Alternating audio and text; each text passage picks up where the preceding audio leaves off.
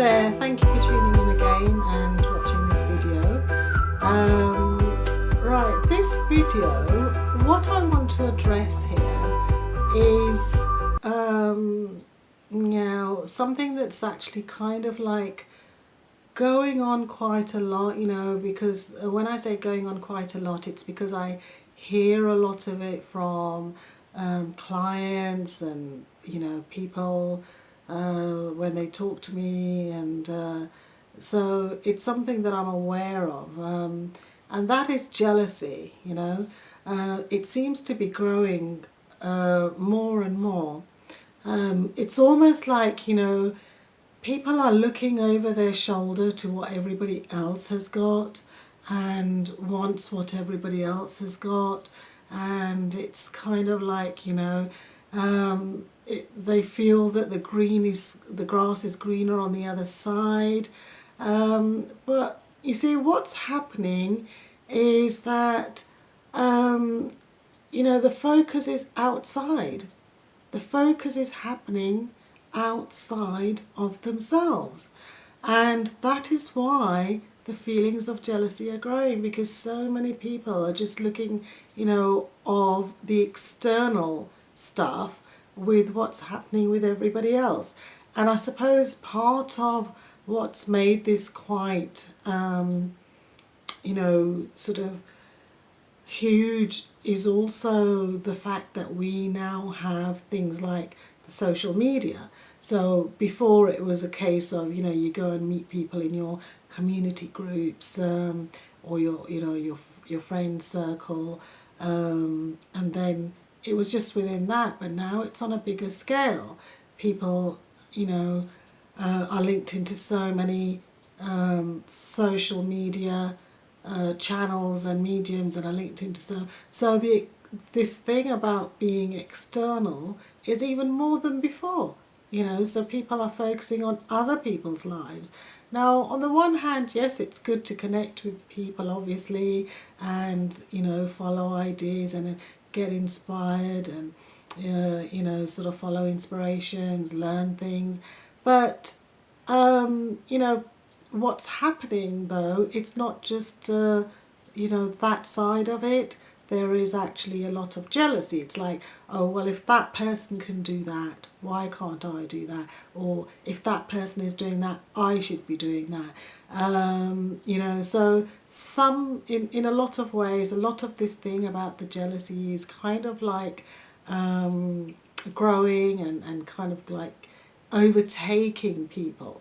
So, you know, whereas people should be sort of like looking at what's going on and recognizing that feeling within them. So if they are looking at somebody else and thinking, yes, I want some of that in my life, instead of creating the negative feelings of jealousy, what, you know, we should really do is bring that back to ourselves and ask ourselves, where in ourselves do we feel that lack? And then that's what we should be working on, because the negative feelings such as jealousy are usually going back to where we are feeling lack in our own lives, and that lack could be to do with our own kind of like wounding, or our needs not met, you know, maybe as children, you know, maybe there was something, an area where our needs were not met, and that's the part that is always struggling and competing and striving and wanting what other people have got. So if that part is unresolved, then it will keep playing out in that way. And so, you know, when we look at other people and we feel jealous, what we should be, you know, doing is seeing it in a positive way as that person being a mirror to us, and then through that mirror it gives us an opportunity to work on that part of ourselves so that we can improve things and better things for ourselves. Because at the end of the day, if you look at the jealousy in a positive way, and so that you're not creating friction, it's a way of actually moving you forward, in your own life, and how you can then use the energy to help elevate you to a higher level, because that's what it's to do with at the end of the day. But people seem to sort of like sometimes not understand quite so much. As soon as they experience that feeling, it's then almost like that feeling just grows and grows and grows, and in some cases it's kind of like overtakes their life. And the reason I'm saying that is because sometimes I've had clients where they have talked about other people, and they're saying that it's like, oh, they can't go to sleep at night because the thought process is going on in their head, and it's almost like they give their power over to that situation, or to that other person, rather than building their own power back and claiming that part of them that is the part that is crying out to be dealt with and healed. So some of it does go into our base chakra, where I'm also seeing so many of us being disconnected from the base chakra, because the base chakra is about our survival at the end of the day. And survival is becoming quite a big issue for so many people. And so really what I recommend we do is we go back to the roots of the base chakra. We go back and strengthen the base chakra. We go back and look at our basic needs, because if you look at the hierarchy of Maslow, it falls very much in line with the chakras. And the base of the chakras and Maslow's hierarchy, right at the bottom, the first part of it is about our basic needs.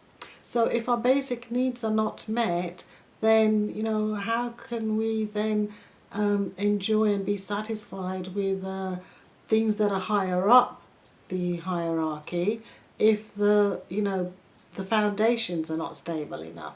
And so that's what I recommend, that we do more work on the base chakra, become rooted, become grounded, go for walks in nature, tap your feet, on the earth, and do as many grounding techniques as you can, do as much work with the earth as you can to root you and ground you back onto the earth.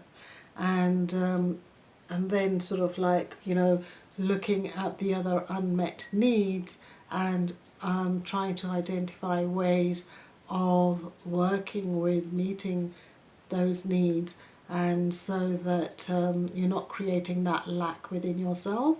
Because once those needs are met within yourself, then it shouldn't worry you what anybody else is doing with their life, or their life should not have an effect on you in any way. The only way that it should have an effect on you is for you to celebrate other people's lives, and to celebrate their success and what they're doing, and and champion that and cherish that, and think how wonderful that you're able to do that. But we are only able to do that when we find that we're stable with our own needs and with our own stability in terms of the basic needs and grounding and those aspects of ourselves. So having dealt with them, then we're able to kind of like step back and be more humble towards other people.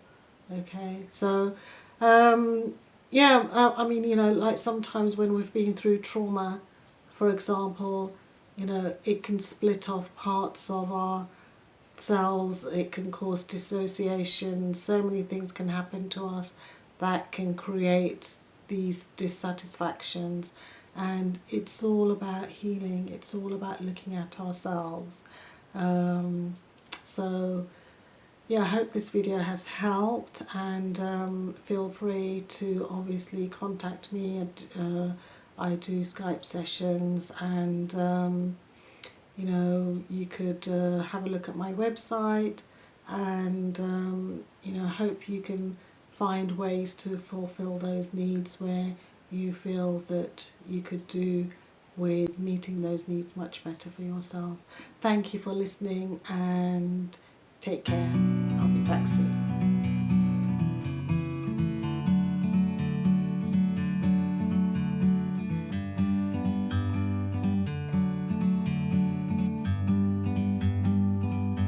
Like a bird on a tree,